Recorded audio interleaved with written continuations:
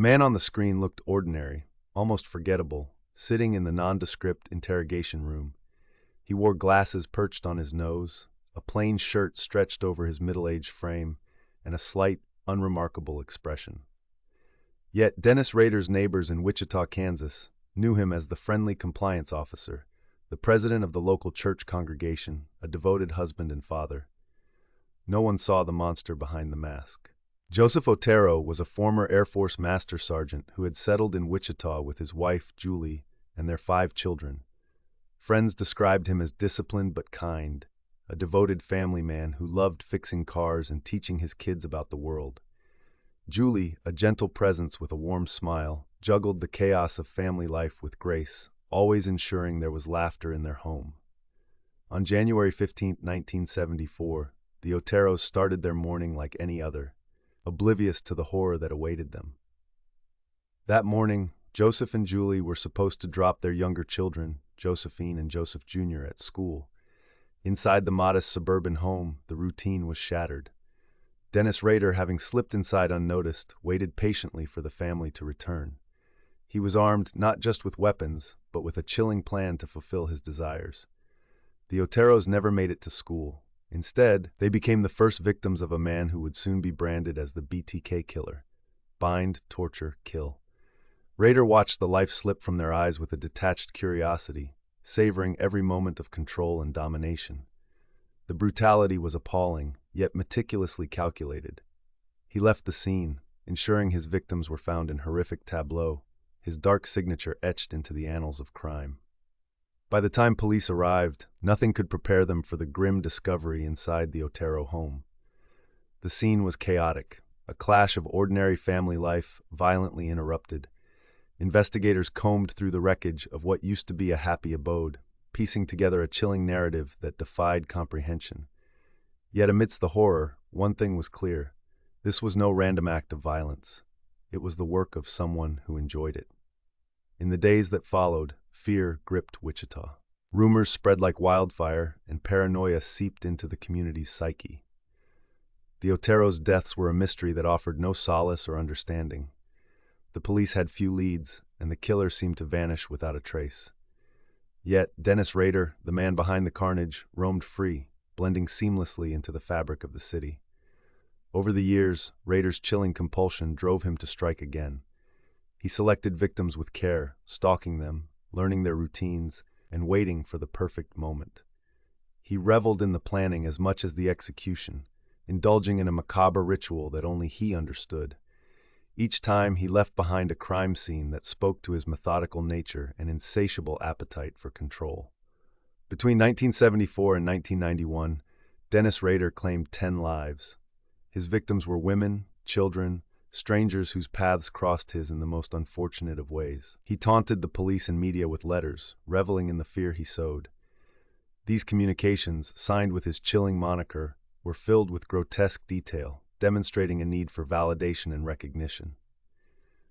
The letters were bizarre, filled with poor grammar and peculiar phrasing, yet the underlying horror was unmistakable. He wanted the world to know of his deeds, craving attention while maintaining his anonymity.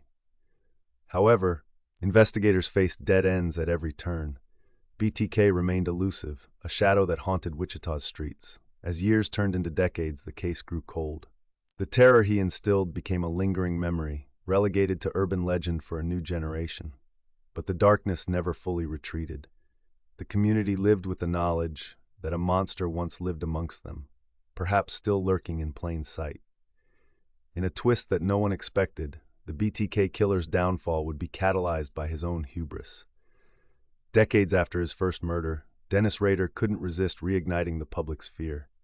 In 2004, he reached out again, sending a letter to the Wichita Eagle. It was a taunt, a demand for attention, and a critical mistake. Police received a package with photographs and a word puzzle, followed by an ominous question: could his identity be traced from a floppy disk? Eager to boast, Rader offered the clue that would unravel his carefully constructed facade. What the investigators found next would change everything. We will get to that. The package sent to the Wichita Eagle reignited investigators' fervor. The floppy disk, an obsolete relic by 2004, became the focal point. But unlike the complex puzzles and cryptic letters, the disc held a simple, almost mundane key. Technicians at the Wichita Police Department eagerly inserted the disc and discovered what would be Dennis Rader's undoing. Buried deep within the metadata of the disc, a single name appeared: Dennis. Not just any Dennis, but Dennis Rader, a connection made when the metadata pointed back to Christ Lutheran Church, where Rader served as president. The relief was tangible. After decades of fear and uncertainty, they had a tangible lead. Investigators couldn't afford mistakes. They needed more than a name. Surveillance was intensified, each of Rader's movements scrutinized, his daily routine under a microscope.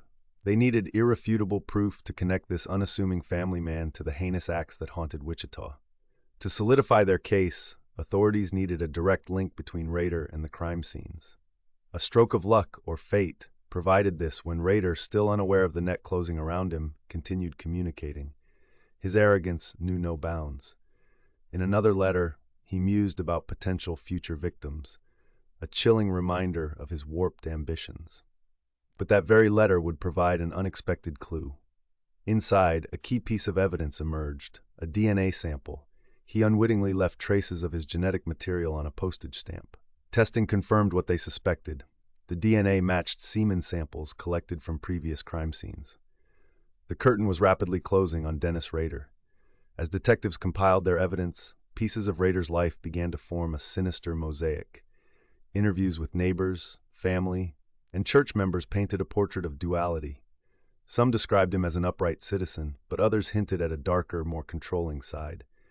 He meticulously maintained his facade, embodying the very definition of a wolf in sheep's clothing. Rewatch moment. In 1989, Rader had installed alarms in a library, perhaps aware that his facade could one day crumble. This quiet act of self-preservation, unearthed years later, offers chilling insight into his psyche, a man who anticipated his own capture, yet couldn't resist tempting fate. Finally, on February 25, 2005, the day arrived. Wichita police arrested Dennis Rader, apprehending him during his lunch break. The community held its breath. Could this be the end of BTK's reign of terror? In the interrogation room, Rader's mask slipped. He confessed, recounting his gruesome exploits with clinical detachment. His voice steady, he detailed the murders, the planning, and the thrill of control. For law enforcement, these confessions were as surreal as they were satisfying. The biggest reveal awaited. Investigators discovered that Rader had kept meticulous written records of each murder, including drawings and notes cataloging every chilling detail. He stored these in a hidden compartment within his family home, an ordinary house concealing extraordinary horrors. These records were his trophies, a testament to his twisted legacy. The trial was both a spectacle and a reckoning. In August 2005, Dennis Rader pled guilty to 10 counts of first-degree murder. His lack of remorse stunned the court as he coolly recounted each crime. The judge sentenced him to 10 consecutive life terms without the possibility of parole. Wichita could finally breathe. Where does the case stand today? Dennis Rader, now in his late 70s, remains incarcerated at El Dorado Correctional Facility, Kansas. He spends his days in isolation, a far cry from the life he once led in the community he terrorized. But one haunting question remains. Did Rader act alone? Investigators have considered the possibility of a copycat or an accomplice, given the complexity and span of his crimes. This question lingers, whispering through the halls of true crime lore. Final line: behind bars, Rader waits, while echoes of his terror continue to haunt Wichita's quiet nights.